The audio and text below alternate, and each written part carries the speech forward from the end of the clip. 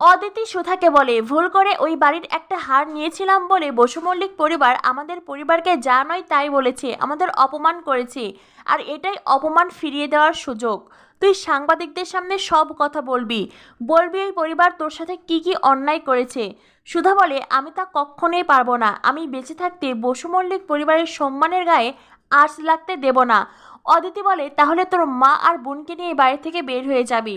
তুই তোর মা বোনকে বাঁচাবি, নাকি ওই বাড়ির সম্মান তোর কাছে বেশি ইম্পর্টেন্ট, এইটা ভাব। সাংবাদিক সুধাকে বলে, কি হলো ম্যাডাম, আপনি কেন চুপ করে আছেন, কেন উত্তর দিতে পারছেন না? আমাদেরকে উত্তর দিন। সুধা প্রথমে বলেছিল আপনারা বেরিয়ে যান, কিন্তু এবার সুধা কি বলবে সেটাই দেখার অপেক্ষা। আগামী পর্বে দেখানো হবে সুধা তেজের সামনে আইনি নোটিশ তুলে ধরেছে। সুধা তেজকে বলে, আপনি কি করে পারলেন আমার পরিবারের বিরুদ্ধে কেস করতে?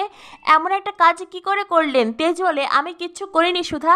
সুধা বলে, এইখানে তো আপনার সই স্পষ্ট দেখা যাচ্ছে। তেজ বলে, এটা আমার সই নয়। এরপরে তেজ সুধাকে বলে, আর এই জন্যই আপনি মিডিয়া ডেকেছেন? আপনি মিডিয়ার সামনে আমার পরিবারকে অসম্মান করতে চাইছেন সুধা? তো বন্ধুরা বুঝতেই পারছো, প্রাথমিকভাবে তেজ ও সুধা একে অপরকে ভুল বুঝেছে। তবে কি এই ভুল বোঝাটা দীর্ঘস্থায়ী হবে, নাকি তেজ সুধা একে অপরকে সঠিকভাবেই বুঝতে পারবে?